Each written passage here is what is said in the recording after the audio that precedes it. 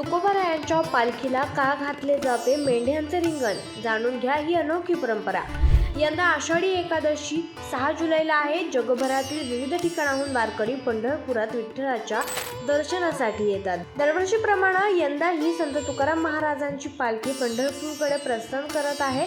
रिंगण हा एक पारंपरिक सोहळा आहे, ज्यामध्ये एखाद्या ठराविक ठिकाणी मेंढ्यांचा झुंड हा पालखी येण्याआधीच गोल स्वरूपात फिरला जातो. ही कृती एक प्रकारची आध्यात्मिक श्रद्धा आणि शुभसंकेत मानले जाते.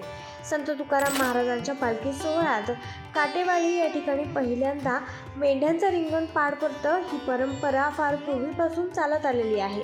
मेंढ्या आपोआप गोल वर्तुळात फिरताना दिसतात आणि वारकरी याला संतांची उपस्थिती म्हणतात.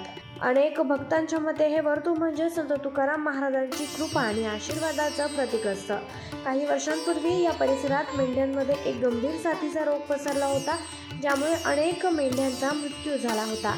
त्याच दरम्यान संत तुकाराम महाराजांची पालखी या गावातून गेली, तेव्हा स्थानिक मेंढपाळांनी पालखीसमोर मेंढ्यांचं रिंगण घालून रोग नष्ट होण्यासाठी प्रार्थना केली.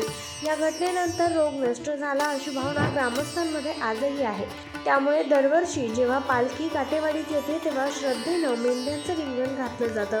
हे रिंगण म्हणजे केवळ एक प्रथा नाही, तर श्रद्धा, आस्था आणि सामूहिक भक्तीचा गूढ अनुभव आहे, जो आजही वारकऱ्यांच्या मनात संत तुकारामांच्या स्वरूपात जागृत आहे.